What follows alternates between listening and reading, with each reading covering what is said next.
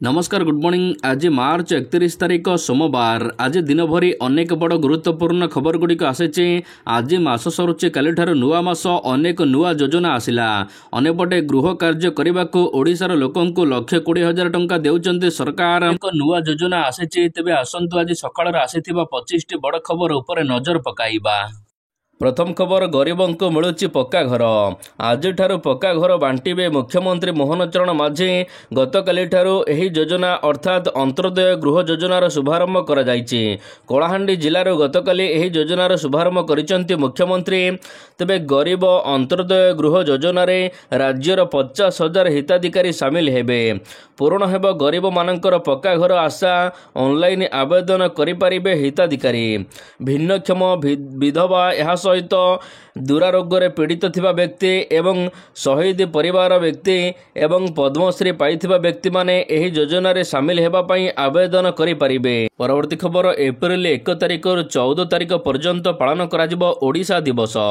चलित वर्ष धूमधाम रे ओडिशा पालन करिबाकु जाउछि ओडिशा दिवस। ओडिशा दिवस एप्रिल 1 तारिख रु महाविषुव पणा संक्रांति एप्रिल 14 तारिख पर्यंत सारा राज्य रे पालन करा जिवो। तबे ए नै ओडिया भाषा साहित्य संस्कृति विभाग पक्षरु समस्त विभाग को चिठी लेखा जाइछि। ओडिया पक्षरे आयोजित हेबाकु थिबा कार्यक्रम रे सरकारंकर विभिन्न विभाग सामिल हेबे। एप्रिल 1 रु ओडिशा दिवस पालन करा जिवो। तबे एथिरे सूचना एवं लोक संपर्क विभाग सहित समस्त जिलापाल मध्य सामिल हेबे। परवर्ती खबर, व्यय मंजूरी बिल पारित। विधानसभा रे 2025-26 आर्थिक वर्ष पई व्यय मंजूरी बिल पारित होईछि। एहा सहित गृह कार्य आसंता बुधवार तथा एप्रिल 2 तारिख पूर्वाह्न 10:30 पर्यंत मुलतवी घोषणा करिसंती बाचस्पति सुरम पाढ़ी। गृह रे पारित होईछि 2025-26 आर्थिक वर्षर ओडिशा विनियोग बिल। परवर्ती खबर, भवानीपाटना एवं संबलपुर रे लोकंक अभियोग शुणिबे मुख्यमंत्री। कलाहांडी रे अंत्योदय गृह योजनार राज्य स्तरीय शुभारंभ अवसर में मुख्यमंत्री मोहन चरण माझी कहिसंती आगामी दिन में सरकार लोकमानक पाखक जिबे। मुख्यमंत्री अभियोग शुणाणी भवानीपाटना रे हेबो एवं संबलपुर रे मध्य हेबो। एणिके भवानीपाटना एवं संबलपुर रे मुख्यमंत्री तंकर अभियोग शुणाणी करिवे बोली कहिसंती। उत्कर्ष कला एवं स्वच्छ हृदयर अंचल हेउची कलाहांडी। परवर्ती खबर, आज बंद रहिबो जगा दर्शन। आज सोमवार दिन महाप्रभुंकर खसापड़ नीति अनुष्ठित हेबो। ठाकुरंकर द्वितीय भोग मंडप नीति सरिबा परे एही नीति आरंभ करा जिवो। तबे महाप्रभुंकर दैतापति सेवक माने नीति संपादन करिथांती। श्री विग्रहंकर सुआंग सुरक्षा एवं एही नीति रे करा जाई थाए। तबे ठाकुरंकर एहा एक गुप्त नीति होइथिबा बेले एथिपाई जगा दर्शन बंद रहिबो। एही नीति समय रे महाप्रभुंक दर्शन उपरे कटकणा रहिबो। भक्त माने चतुर्था मूर्तिंक दर्शनरु वंचित रहिबे। परवर्ती खबर, प्रतिश्रुति देले मुख्यमंत्री मिलिबो समस्तंको घर। मुख्यमंत्री मोहन चरण माझी गतकाली भवानीपाटना रे अंत्योदय गृह योजनार शुभारंभ करिसंती। राज्य रे अनेक लोकंको घर मिलिछि। एहा सहित 24 वर्ष होला राज्य रे कथा कुआ कपिला सरकार चलीथिला बेली सीधासळक बीजेडी को टार्गेट करिसंती। विगत सरकार जणे भी गरीब लोकंको घरटिए देई पारु नथिले, किंतु आम सरकार आनिचंती अंत्योदय गृह योजना। एथिपई पदक्षेप निया जाउछि। आसंता 3 वर्ष मध्ये 75,000 लोक माने अंत्योदय गृह योजना रे घर पाइबे। गतकाली 50,000 लोकंको घर मिलिछि। तबे एही योजना रे हिताधिकारी मानकु 1,20,000 टंका दिया जाउछि। परवर्ती खबर, आसुची घूर्णिबलय। पाणीपाग को नहीं बड़ खबर आसीछि। पुणी मिलिबो आश्वस्ति। भुवनेश्वर स्थित आंचलिक पाणीपाग विभागर केन्द्र आकलन करिछि जे एप्रिल 2 तारिख रु 4 तारिख पर्यंत विभिन्न जिले में कालबैशाखी संभावना रही। एप्रिल प्रथम सप्ताह रे बंगोपसागर रे अवपात सृष्टि हेबार संभावना रही। दक्षिण चीन सागर को एक सिस्टमर अवशिष्टांश 3 किंबा 4 एप्रिल बेलू घूर्णिबलय सृष्टि करिबो एवं यह लघुचापर रूप नहीं पारे। यह ओडिशा उपरे किछिटा प्रभाव पकाई पारे। तबे रविवार सोमवार दिन हेवी वेव को नहीं पाणीपाग विभाग पक्षरु येलो वार्निंग जारी होईछि। ପରବର୍ତ୍ତୀ ଖବର ଆଜି ମୁଖ୍ୟମନ୍ତ୍ରୀଙ୍କ ଅଭିଯୋଗ ଶୁଣାଣି ବନ୍ଦ। ମାର୍ଚ୍ଚ 31 ସୋମବାର ଆଜି ମୁଖ୍ୟମନ୍ତ୍ରୀଙ୍କ ଜନ ଅଭିଯୋଗ ଶୁଣାଣି କାର୍ଯ୍ୟକ୍ରମ ବନ୍ଦ ରହିବ। ସରକାରୀ ଛୁଟି ଦିନ ଥିବା ଯୋଗୁଁ ଭୁବନେଶ୍ୱରରେ ୟୁନିଟ୍ 5 ସ୍ଥିତ ମୁଖ୍ୟମନ୍ତ୍ରୀଙ୍କର ଅଭିଯୋଗ ପ୍ରକୋଷ୍ଠରେ ଆଜି ଜନ ଶୁଣାଣି ବନ୍ଦ ରହିବ। ତେବେ ପରବର୍ତ୍ତୀ ଅଭିଯୋଗ ଶୁଣାଣି ତାରିଖ ସମ୍ବାଦପତ୍ର ଏବଂ ଅନ୍ୟାନ୍ୟ ଗଣମାଧ୍ୟମରେ ଜଣାଇ ଦିଆଯିବ ବୋଲି କୁହାଯାଇଛି।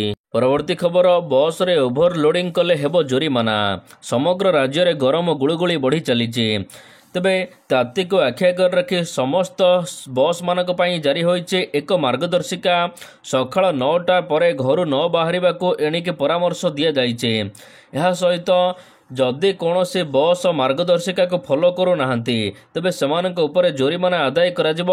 ମାର୍ଗଦର୍ଶିକା ଅନୁସାରେ ବସ୍ରେ ପାନୀୟ ଜଳ ବ୍ୟବସ୍ଥା ରହିବ। ବରଫ ପ୍ୟାକ୍ ସହିତ ପ୍ରାଥମିକ ଚିକିତ୍ସା କିଟ୍ ରହିବ। ଏହା ସହିତ ବସ୍ରେ ଯେତିକି ସିଟ୍ ସେତିକି ଯାତ୍ରୀ ଯାଇପାରିବେ।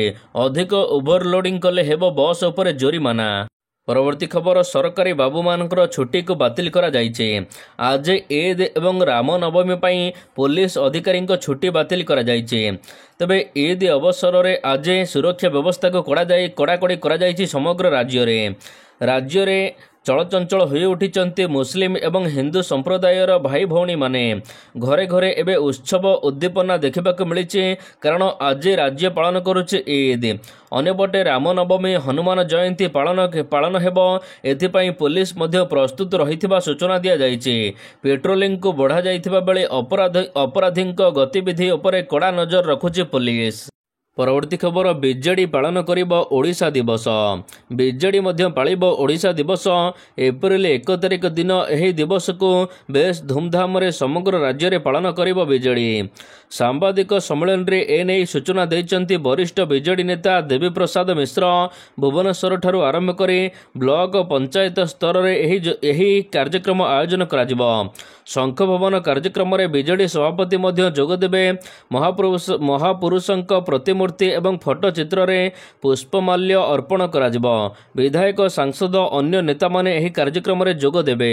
ପରବର୍ତ୍ତୀ ଖବର ଢେଙ୍କାନାଳରେ ହେବ ମେଡିକାଲ କଲେଜ। ଖୁବ୍ ଶୀଘ୍ର ଢେଙ୍କାନାଳରେ ହେବାକୁ ଯାଉଛି ବହୁ ପ୍ରତୀକ୍ଷିତ ମେଡିକାଲ କଲେଜ।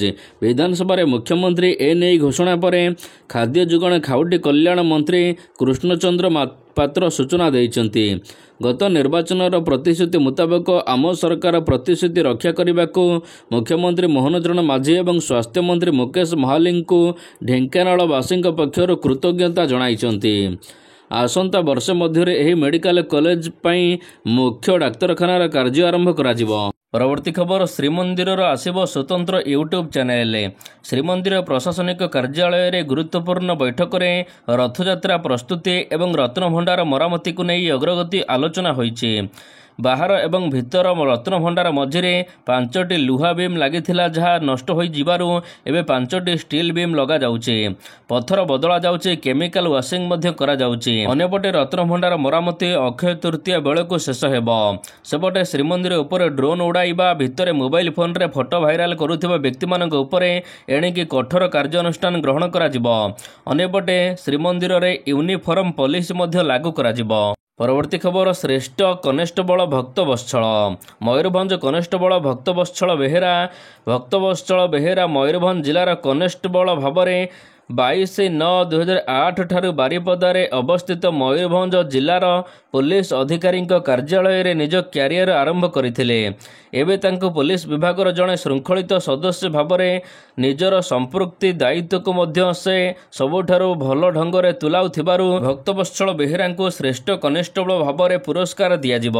ପରବର୍ତ୍ତୀ ଖବର 8 କଂଗ୍ରେସ କର୍ମୀଙ୍କୁ ବାନ୍ଧିଲା ପୋଲିସ। 8 କଂଗ୍ରେସ କର୍ମୀଙ୍କୁ ଗିରଫ କରାଯାଇଛି। ସେପଟେ କଂଗ୍ରେସର ପ୍ରତିବାଦ ଜୋରଦାର ହେବ ବୋଲି କୁହାଯାଇଛି। ଗିରଫଦାରୀକୁ କଡ଼ା ନିନ୍ଦା କରିଛନ୍ତି କଂଗ୍ରେସର ବିଧାୟକ ସାଗର ଚରଣ ଦାସ। ଲୋକଙ୍କ ସ୍ୱରକୁ ଚାପି ଦେବାକୁ ପ୍ରୟାସ କରାଯାଉଥିବା ସେ କହିଛନ୍ତି।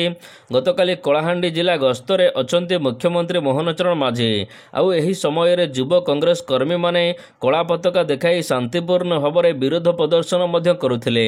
ହଠାତ୍ 4 ପ୍ଲାଟୁନ ପୋଲିସ ଫୋର୍ସ ସେମାନଙ୍କୁ ମାଡ଼ି ବସିବା ସହିତ ଗିରଫ କରିଥିବା ଅଭିଯୋଗ ହୋଇଛି।